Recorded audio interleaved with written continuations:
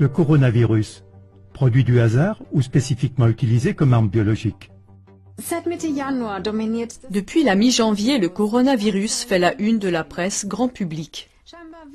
Apparemment sorti de nulle part, un virus apparaît soudainement dans la ville chinoise de Wuhan et terrifie le monde.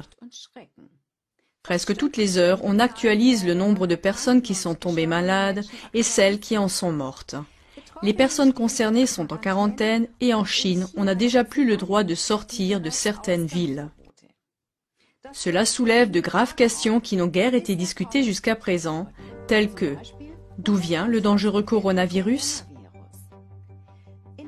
Les médias rapportent que des serpents, des chauves-souris ou encore des pangolins sont la cause ou le porteur du virus.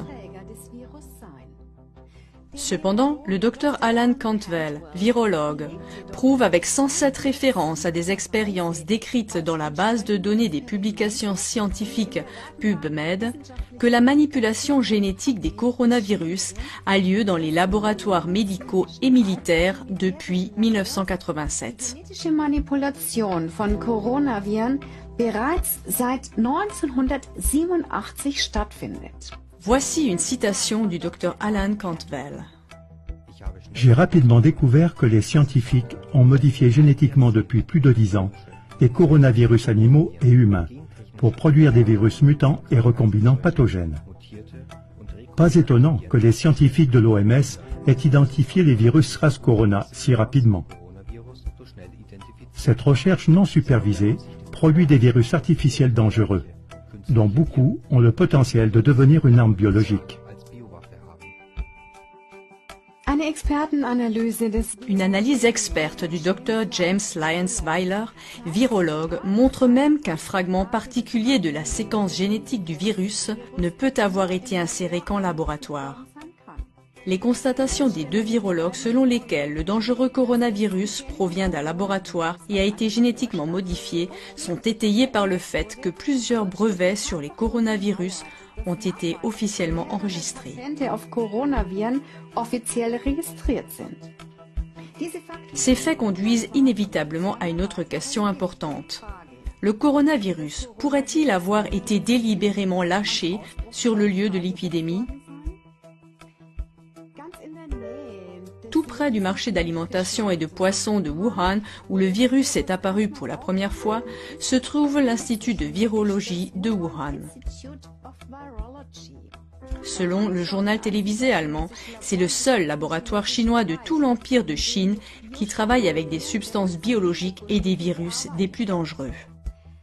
Mais il existe à Wuhan un autre laboratoire travaillant sur les virus, Wuxi Pharma Tech Inc., qui est financé par le milliardaire américain George Soros.